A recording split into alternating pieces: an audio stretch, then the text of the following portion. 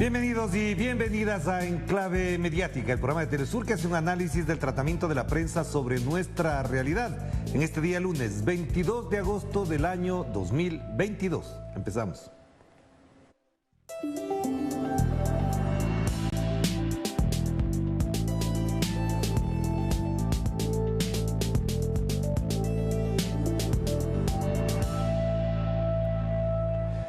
Iniciamos Enclave Mediática para conocer la actualidad que hace noticia en América y el mundo. Un análisis de la realidad que intentan reflejar los diarios, portales, las redes sociales y también los diversos y variados canales de comunicación. Empezamos con las portadas y en esta ocasión aludimos a dos portadas importantes publicadas el día de ayer. En Guayaquil, el diario El Universo publicó algo que es relevante, al menos ha colocado la realidad que todo el mundo ve, pero que los medios no observan. La otra ciudad de Dios está en Guayaquil, se refiere al titular de una película muy famosa del año 2002, si no me equivoco, de Fernando Meirelles, de Brasil, que dio cuenta en su momento de la realidad de Río de Janeiro. Se llamaba así, Ciudad de Dios. Ahora, la otra ciudad de Dios está en Guayaquil. Muy buen titular, siempre somos críticos de lo que hace el diario El Universo con respecto a esta realidad, pero ojalá el editor de turno se mantenga en el puesto por haber retratado la realidad de Guayaquil. Como un lugar que incuba violencia muestra la prensa internacional a este barrio de Monte Sinaí. El cerro tiene 55 asentamientos irregulares. En materia de delitos lo compara con las favelas de Brasil. Por eso decíamos, no es original del Universo, lo destacó sí, pero era referente a otro titular, si no me equivoco, de la BBC de Londres que mostraba esta realidad de Guayaquil. La otra ciudad de Dios está en Guayaquil, es decir, la otra ciudad de violencia, de crimen, de asesinato, de sicariato, etcétera, etcétera. Eso es lo que se vive en Guayaquil. Pero bueno, al menos tomaron de otro medio porque siendo un diario de Guayaquil, debieron ser ellos los que retraten de mejor manera esta realidad. Y esa fotografía efectivamente da cuenta del estado en que viven miles de personas en la ciudad de Guayaquil.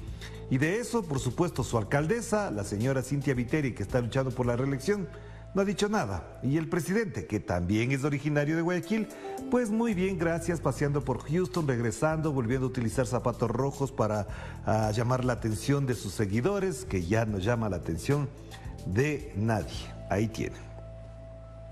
Y esta portada del ABC de España, que también es de este domingo, una edición especial de ABC, Europa se seca. Efectivamente, el 64% del territorio de Europa se encuentra ya en alerta o prealerta por la escasez de reservas hídricas, lo que provoca inéditas restricciones en varios países del centro y el norte. De lo que pudimos averiguar, evidentemente también se les recomienda, por ejemplo, a las personas que tienen estudios, salones de belleza, donde se corta el pelo, donde se arreglan peinados, etcétera, que dejen de usar agua y shampoo, que ya no se lave ahí, por ejemplo.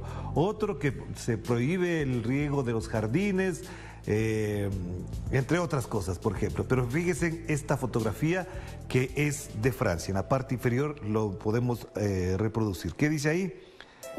Aquí está. Insólita imagen de río Loira a su paso por Loiream, vence Francia, dice ahí, captada esta semana. Ahí pueden apreciar. Esta es una imagen que impacta porque supuestamente el río copaba toda esa área que se ve de color carmelita claro. Así que ahí está, lo tienen ustedes ahí. Esa es la realidad de Europa. Mientras tanto, están muy ocupados en la guerra de Ucrania los líderes de España, de Italia, de Francia, de Gran Bretaña, de Alemania, muy ocupados en los problemas que no les competen. Los problemas de Ucrania no les competen a los europeos. Bueno, sí, en parte porque efectivamente se abastecen de la energía, del gas, de la electricidad.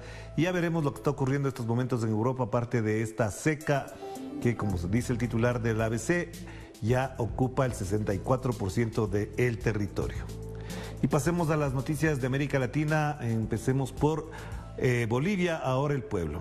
Y esto, cuando cualquier persona ha viajado en los últimos años a Bolivia, por ejemplo, a La Paz o a Santa Cruz, usted se encuentra con algunos puestos donde hay personas que reclaman por las víctimas de las dictaduras. Después de 10 años levantan las carpas de la vigilia. Histórico, víctimas de las dictaduras.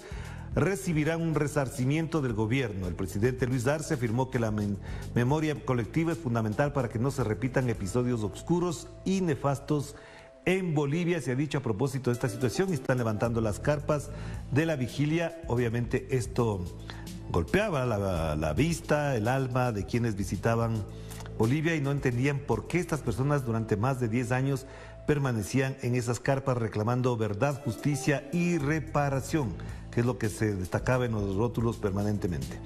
Y acá, una cosa que no hará Estados Unidos, pero lo hace Bolivia.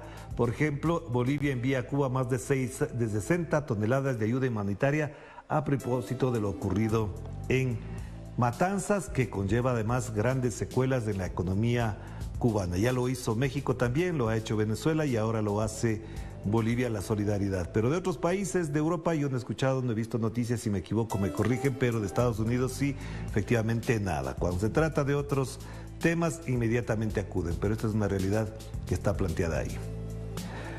Y pasemos a la vista contraria. En cambio, la jornada en temporal en Sonora incomunica varias regiones, inundación completa. La imagen es muy gráfica, muy decidora de lo que pasa en el departamento de Sonora, en México. Las intensas lluvias de los recientes días causaron inundaciones en varios municipios como Hermosillo, Obregón, Nogales, entre otros, los que se menciona ahí. Miren, a diferencia de Europa, en Sonora, México, en cambio hay inundaciones. Y lo de abajo sí es doloroso, sí es lamentable, porque después del informe de la Comisión por la Verdad de México a propósito del caso Ayotzinapa, el titular principal de la jornada dice: encabezó Tomás Cerón torturas en el caso Ayotzinapa. Estas son las revelaciones de Bernardo Cano, su ex secretario particular. ¿Quién era Tomás Cerón o quién es Tomás Cerón? Pues fue un alto funcionario en temas de seguridad del señor Enrique Peña Nieto cuando ocurrió el caso Ayotzinapa. Él encabezó, según este testimonio, las torturas en este caso particular. Las aplicó a 4 detenidos para urdir la verdad histórica. Participó también Ramírez Gutiérrez, quien era jefe de antisecuestros. Las afirmaciones se expusieron en la audiencia contra Murillo Caram y los familiares de los 43 estudiantes darán a conocer su postura este 25 de agosto después de revisar todos los documentos. Hay comentarios y críticas de que el informe todavía no es completo, que faltan algunos elementos, pero bueno, lo fundamental está ahí. Y no se olviden que desde el viernes para acá ha habido detenciones a varios militares, policías, funcionarios municipales de Ayotzinapa a propósito de este informe de la Comisión por la Verdad, que investigó durante 5 años, prácticamente 6 años ya, lo ocurrido en esa población mexicana. Y vamos acá al diario El País de Cali. Bueno, en general no es tan importante todo lo que está en la parte superior, porque este diario está caracterizado más por la farándula, generalmente los días lunes, pero el titular principal: el 48% de las empresas del continente, es decir, de América, han sufrido ciberataques. La cifra corresponde a este año. El 24% de estos incidentes tuvo relación con virus informáticos. Lo que nos interesa acá es lo que está en la parte inferior. El acuerdo de paz con las FARC se implementaría en 20 años, dice la Contraloría General de la República, que emitió un informe en el que alerta sobre los riesgos de desclasificación de documentos, etcétera, sobre el tema. 20 años duraría la implementación del acuerdo de paz con las FARC. Claro, se perdieron 4 nada más con el señor Iván Duque, para mencionar algo de paso. Y bueno, Granma, a propósito de los 100 años de la radio cubana, que se ha hecho explícito a través de varios espacios, también por supuesto un homenaje desde aquí, desde Enclave Mediática, a la radio cubana, quizás una de las potencias en cuanto al desarrollo de esa forma de comunicación, quizás es una de las más poderosas, con una potencia y una calidad impresionante, capacidad que además ha demostrado en un montón de eventos, acontecimientos, radionovelas, programas especiales de la radio cubana. Es una escuela incluso para América Latina. Y también se celebra el 61 aniversario de la Unión de Escritores y Artistas de Cuba.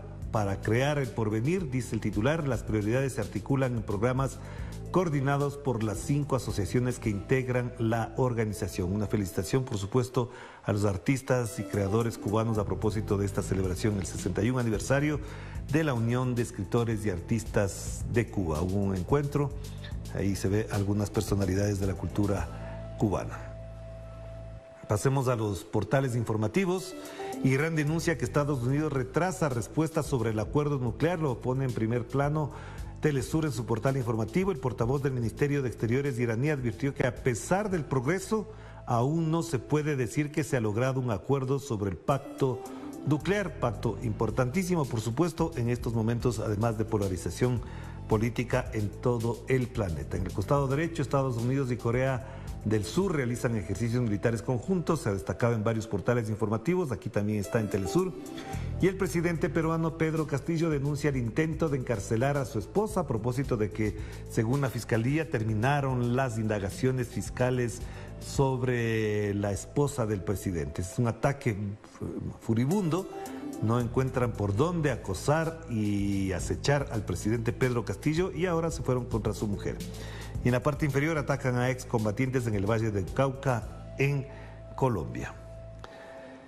Y Nodal, noticias de América Latina y el Caribe a propósito de que se acerca el día del referéndum en Chile. Gabriel Boric, presidente de ese país, propone elegir a una nueva convención sin plebiscito de salida si gana el rechazo. Esto ya tiene preocupados a los líderes dirigentes políticos de Chile. También preocupa en América Latina que después del estallido social, de haberse convocado a una convención constitucional, la campaña furibunda también que se desarrolla en Chile impida, por ejemplo, la promulgación, el apruebo de la nueva constitución. Y acá hay algo muy importante, miren. Bolsonaro empujó e intentó quitarle el celular a un youtuber que se encontraba cerca de él a propósito de la campaña electoral, y ahí se ve las imágenes cuando le intenta quitar el celular, cuando lo grababa, quería tomarse una foto con él o grabar una parte de su video, no sabemos qué mismo es, pero en la práctica le quitó el celular. Así es nada más Bolsonaro, y si con eso hay gente que todavía cree que él debe gobernar, pues preocúpense. Y arriba la información que mencionaban, formalizan investigación contra la primera dama por presunta organización criminal. Y lo que mencionaba de Europa lo destaca ahora, a esta hora, RT.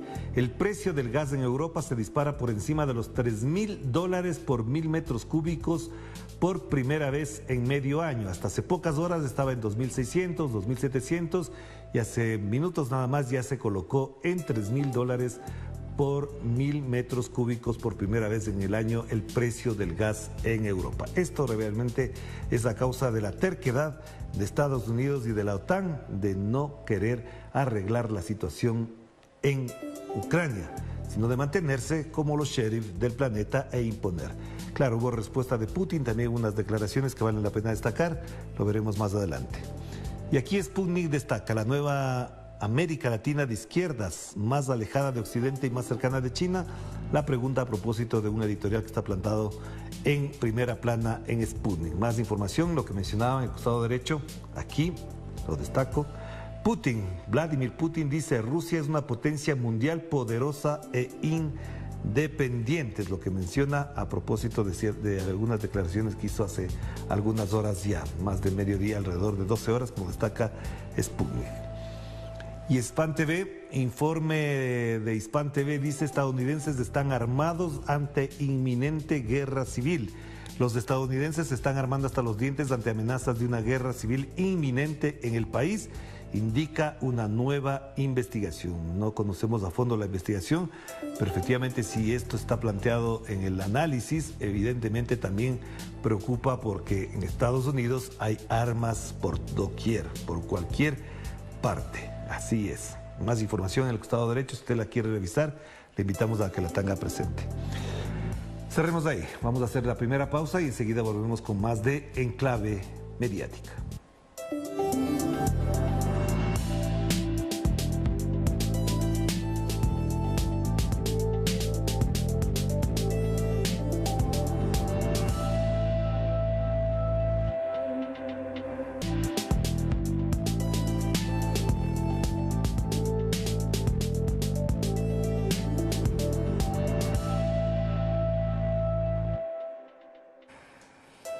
Regresamos, estamos con ustedes con Enclave Mediática, el programa de Telesur que hace un análisis del tratamiento de la prensa sobre nuestra realidad.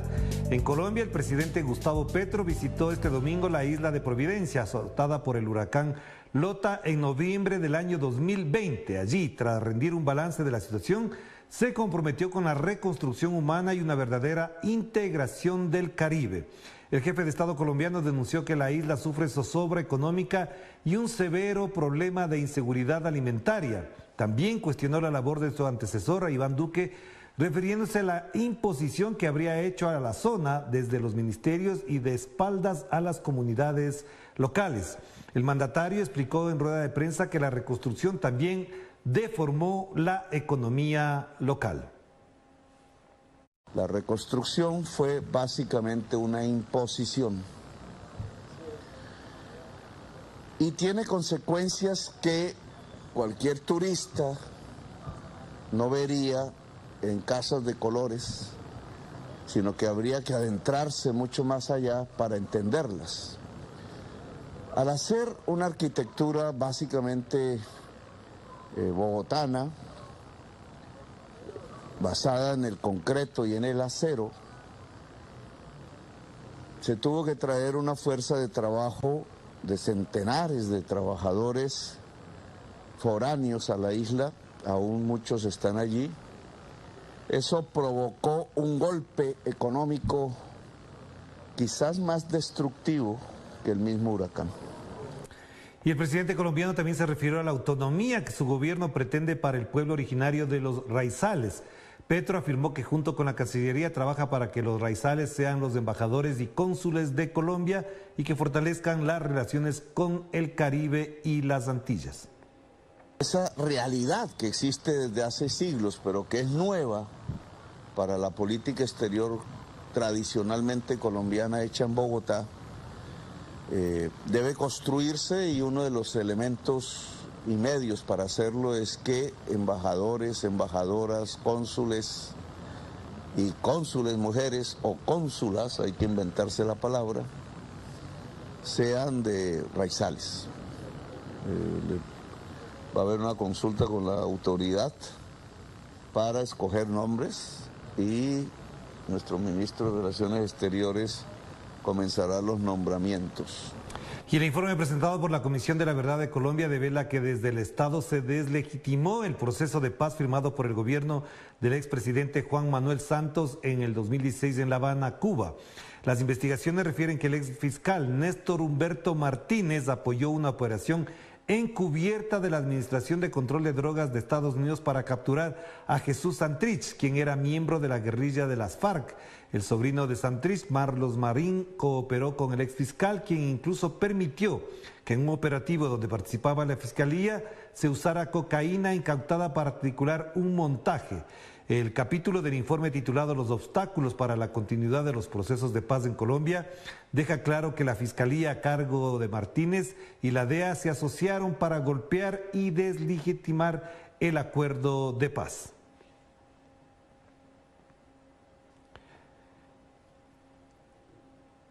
Y el gobierno plurinacional de Bolivia alcanzó un acuerdo este domingo con el Consejo Nacional de Productores de Quinoa, que decidió suspender las acciones de protesta. El ministro de Desarrollo Rural y Tierras, Remy González, encabezó la comitiva gubernamental que se reunió con los productores en la localidad de Yapata, en el departamento de Oruro. Durante el encuentro se redefinieron nuevos lineamientos para reactivar y apoyar el sector de pequeños productores de quinoa en Bolivia desde el Centro Internacional.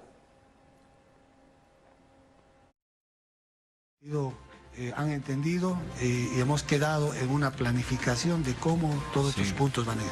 Viene desde temas, digamos, de enmiendas agrícolas a los suelos, viene financiamientos, viene tecnología para atender la productividad de la quinoa, viene en apertura de mercados para buscar mejores precios, tanto en el mercado interno como a las exportaciones.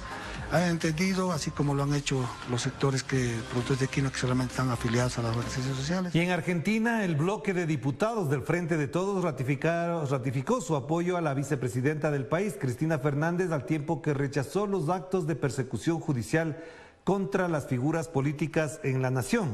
A través de un comunicado, el bloque de diputados y diputadas nacionales del Frente de Todos ratifica su solidaridad con la vicepresidenta de la Nación, Cristina Fernández, y repudia toda utilización del Poder Judicial como mecanismo de persecución de dirigentes políticos y sociales.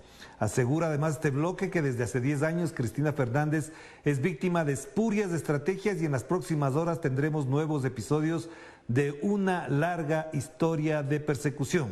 Los diputados ratifican su solidaridad y acompañamiento a Cristina Fernández y repudian todo intento de persecución política judicial contra ella y otros compañeros y compañeras.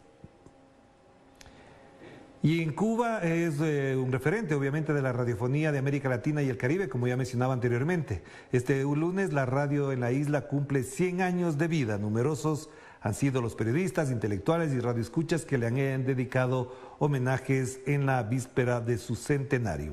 En unas horas se reunirán en la sala Covarrubias del Teatro Nacional varios artistas para celebrar aquel 22 de agosto de 1922. Los cubanos orgullosos dan cuenta del desarrollo que ha tenido este medio en el país y de su contribución al proceso revolucionario. Escuchemos lo que dijo Josefa Bracero Torres, Premio Nacional de Radio en el año 2004. Músico, creador de esa página antológica que se llama El Mambí, creador también del género musical La Criolla, pero Luis Casas Romero además, con su grado de teniente, fue el director de la orquesta del Estado Mayor del Ejército Nacional. Y además fue un gran radioaficionado, él y su hijo Luisito, que solamente tenía 15 años. Ahora veamos el siguiente video de cómo ingresan migrantes africanos en España. Pongámoslo mientras lo comentamos.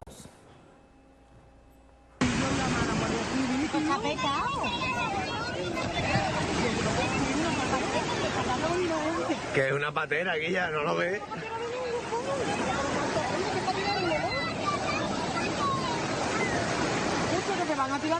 Qué fuerte, tío. Mire, mire, mire, mire, mire, mire, mire, mire, mire, mire, mire, mire, mire, mire. Pues ahí observamos cómo ingresan en este momento a las playas y ustedes pueden apreciar el impacto que causa en los turistas, en los bañistas que disfrutan del verano en España. Miren el ingreso. Ahí está el ingreso, después recorren, caminan por una zona, por un sendero que está ubicado junto a la playa. Y esta es la realidad que ocurre a vista de las autoridades españolas. Critican quienes no están de acuerdo con este ingreso, pero bueno, ahí tienen, esta es la realidad de la migración en estas épocas. Y hasta aquí llegamos. No se olvide que en cada jornada algo siempre quedará pendiente, pero nosotros estamos aquí para enfatizar qué es lo más importante para el desarrollo de nuestros pueblos y para entender también el comportamiento de la prensa sobre nuestra realidad. Volveremos mañana y no se pierda esta noche, como siempre recomendamos, en Clave Política, a propósito de lo ocurrido en México con el informe de la Comisión por la Verdad de los 43 desaparecidos y víctimas de un sistema y de un, por supuesto, proceso doloroso que vive México, los 43 estudiantes de Ayotzinapa. Nos vemos en la noche y mañana también. Chao.